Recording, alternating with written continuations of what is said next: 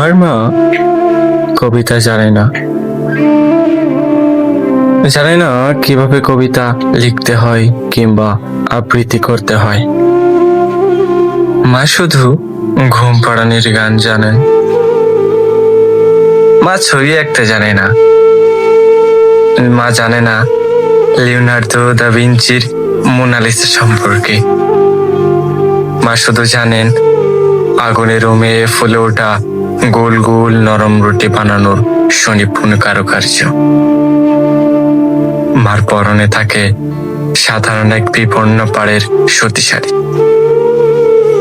আধুনিক ফ্যাশন কিংবা দামি মালবেরি সিল্ক, অরগাঞ্জা বা রেশমি কাপড়ের আভিজাত্য মা চেনেন না। সে 2 দশক আগে মায়ের বিয়ের সময় নাকি লাল বেনারসি পড়েছিল। ওসব নাকি মার আর ভালো লাগে না। সেই কবে গ্রামের মেঠো পথে জানালার ধারে আসা কোনো এক ফেরিওয়ালার কাছ থেকে কিনে নেওয়া সস্তা ইমিটেশন বা সিডি গোল্ডের একটা ছোট মালা আর কানের দুল।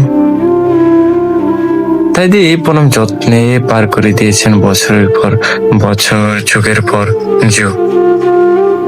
আমি যখন আগ্রহ নিয়ে বলি, মা রুটিগুলো কি সুন্দর নরম হয়েছে, মার মুখে তখন স্বর্গীয় হাসি ফুটে ওঠে। ছবি কিংবা কবিতা না জানলেও মা এক আশ্চর্য শিল্পী। সংসারের হাজারো অভাব আর ব্যস্ততাকে তিনি নিজের আঁচলের ভাঁজে এমন ভাবে লুকিয়ে রাখেন বুঝতেই পারি না।